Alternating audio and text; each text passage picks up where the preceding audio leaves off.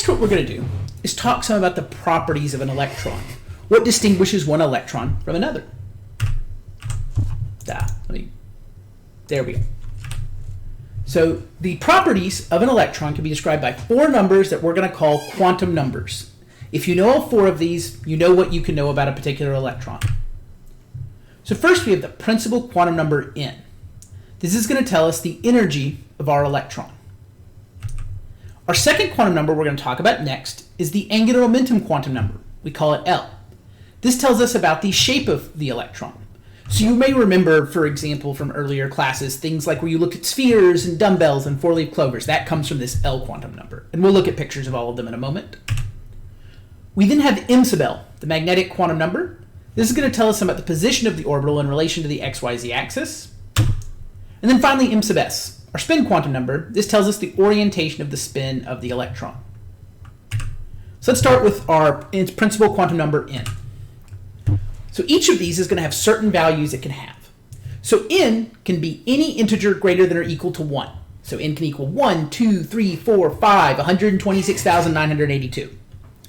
Having said all those numbers, the 1, 2, 3, 4, 5, these numbers come up. You're not going to, for reasons we're not going to write this class, see an n of 126,000, but it is technically an allowed value. It has to do with how the energy levels arrange themselves. Eventually, as you get higher and higher, they're going to become less common as it gets easier for the electron just to escape away from the atom. Since if the electron gets far enough away, it's like it doesn't feel the nucleus anymore and it can just escape. So as n increases, the energy for the electron is also going to increase.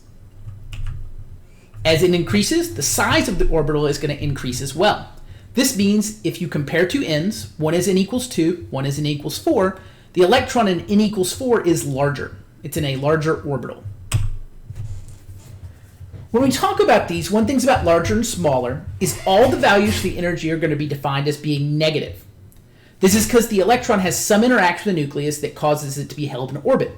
If the energy goes all the way to 0, it means effectively the electron no longer interacts with the atom and it just escapes. So our values are negative when we look at these, and when we say it increases, that means it's going to become less negative. So as the electron gets further away from the nucleus on average, then it's going to have less of an interaction. So it's going to be less negative. It's closer and closer to reaching 0. When it reaches 0, that's because it's so far away from the nucleus that it's like the nucleus isn't there, and it's a free electron. It can go do something else. The equation for this for a 1-electron system is the energy for any specific n is equal to negative 2.18 times 10 to the negative 18 joules with 1 over n squared. Now, it's important we mention this is for something we call a 1-electron system. We are going to stick to these for calculating exact energies. This is because as you get multiple electrons, they're able to interact with each other. If you stick with us and you take quantum mechanics in our quantum chemistry course, or you're in physics and you take a quantum mechanics class, we'll talk about what happens in multi-electron systems, why they become way more complicated, and why they can't be solved exactly in most cases. So we'll talk about that later, but for now, we're going to stick to 1-electron systems and just go with multi-electron systems are complicated. So what does this look like? So what you'll notice is that for our different values of n, so this is for a hydrogen atom, depending on where it is, it's going to have different values. For example, negative 2.18 times 10 to the negative 18th joules, negative 5.45 times 10 to the negative 19th joules.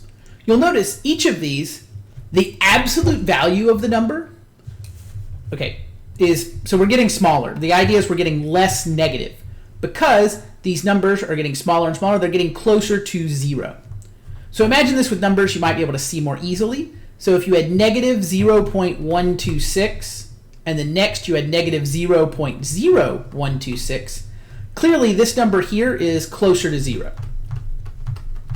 So similarly, when we move from negative 18th to negative 19, we move the decimal one, we're getting closer to 0. And so each of those steps get closer and closer to there. Another thing is this is intentionally drawn the way it is.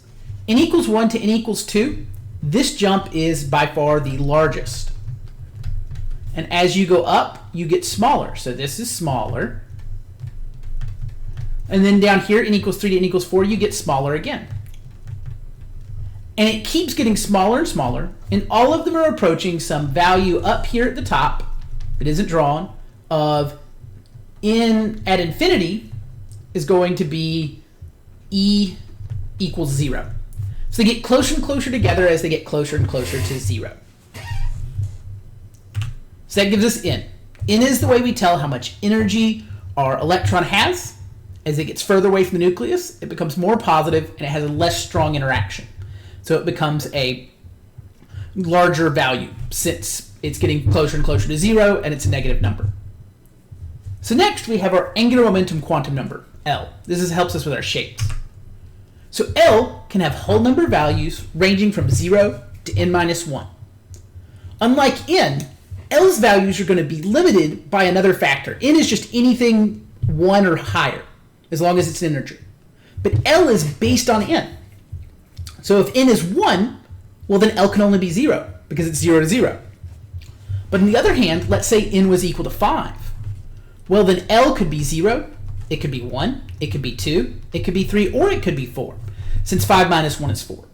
So to figure out L, you know N.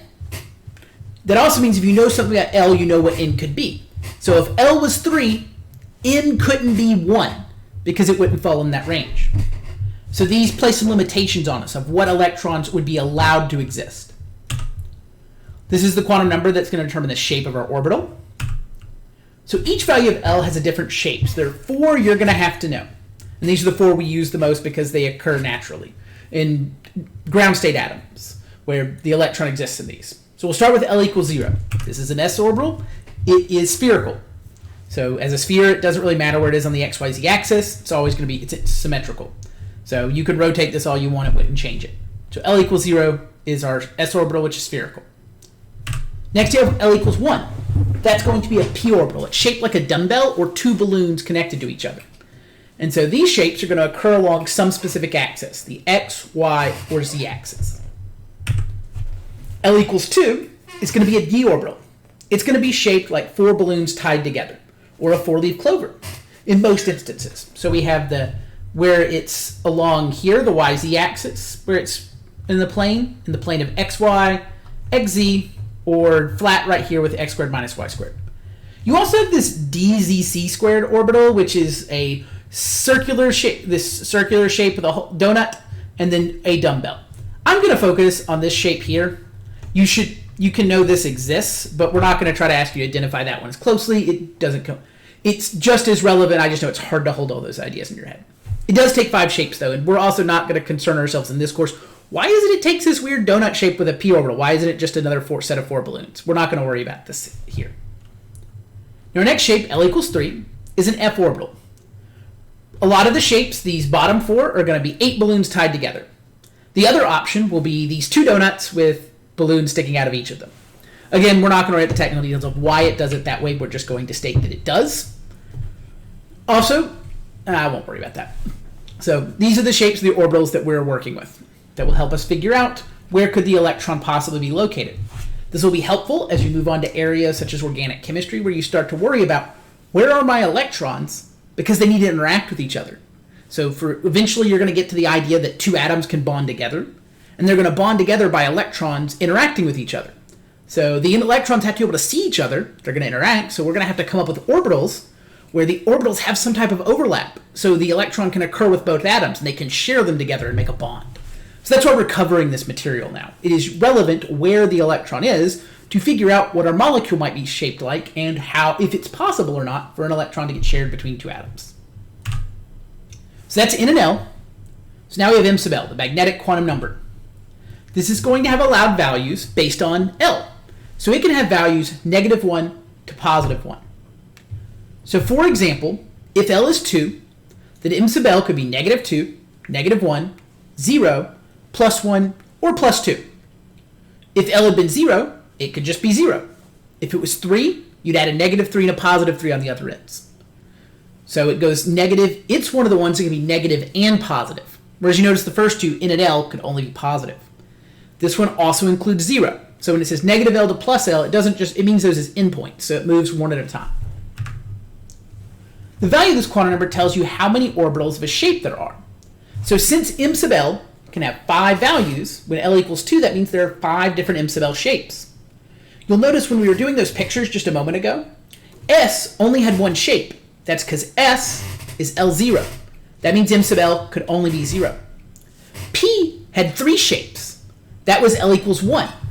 Well, when L equals 1, m sub L can equal -1, 0, plus 1. So it had 3 shapes.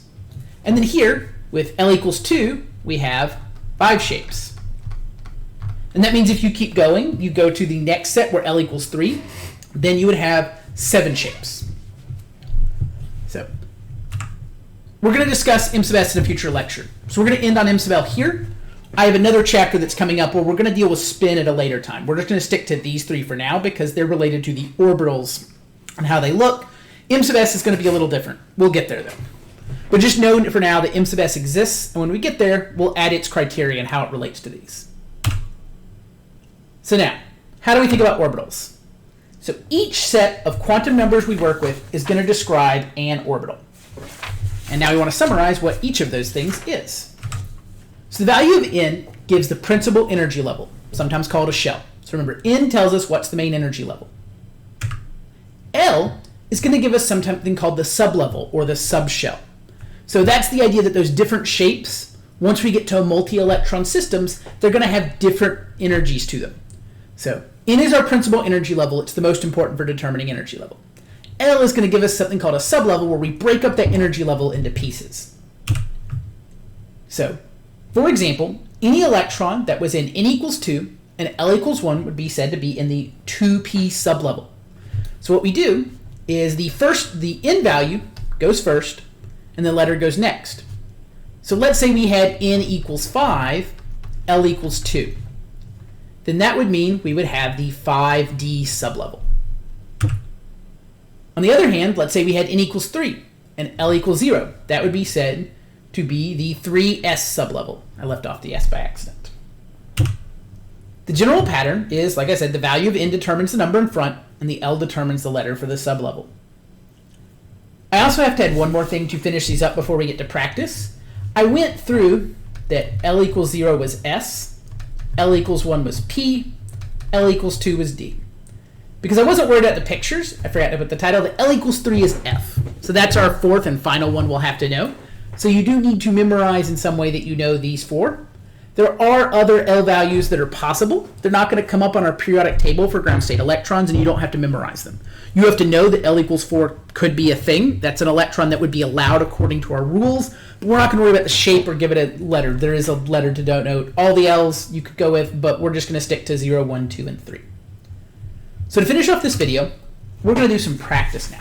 Talk about, like, how could you ask a question about this? You just told me a bunch of information. What does it do? So for example, we could ask, if n equals 2 and L equals 1, that shouldn't be a comma, what can m sub L be? So this is a common way to ask this question. So for this, m sub L is limited to negative to positive L. So that means m sub L could be -1, 0, or +1. So now I want you to try, what if n equals 6 and L equals 2? What can m sub L be? I want you to try that now. So hopefully Paul's didn't got it. M sub L, negative L to positive L, means it's -2, -1, 0, +1, +2. Now we can also ask the question other ways. I could ask things like n equals 3, what can L be? So again, we're asking a lot based on, we know one of these things, what's the other? So I just want you to give this a try. Based on what we discussed earlier, what could L's values be? So after you do that, you will hopefully get that L can be 0, 1, or 2. This is because L in general is 0, 2, and -1, going up one at a time. Now, so far, we've got those questions. Let's look at one more type. Another common way to ask this question is, sorry about that. Oh, I've got a little button I forgot about on my pen that switches slides. Which of these are allowed? So we can ask both ways, which of these are allowed and not allowed. So what do I mean by that? We're going to do something like this, like you're going to have A, B, C, D. Oh wow, they make good multiple choice questions. It's honestly one reason why I think people end up testing on these so much, right? They're really easy to ask things about. So it's a good way to assess all the rules at the same time with a single question. So you've got 4 options. And I'm going to go through all of them. So let's say one of the options was n equals 2, L equals plus 1, and m sub L equals 0. Then we have B. This one's going to be n equals 6, L equals 4, m sub L equals negative 4.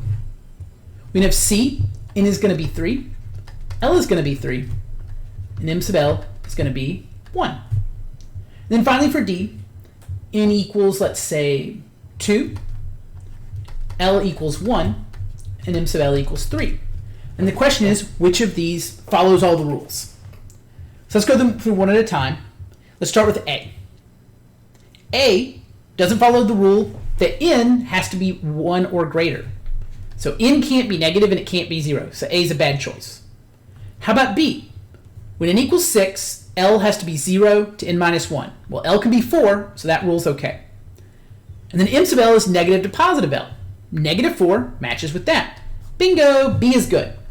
Having said that, I'm going to check the other two and talk about why they wouldn't match. So for C, n can be 3, but then L has to be 0, 1, or 2. So it can't work because L can't be 3 when n is 3. And then for D, n is 2 is okay. L equals 1 is okay with n equals 2. But then m sub L needs to be negative 1, 0, or positive 1. M sub L can't be 3, so that's a bad option.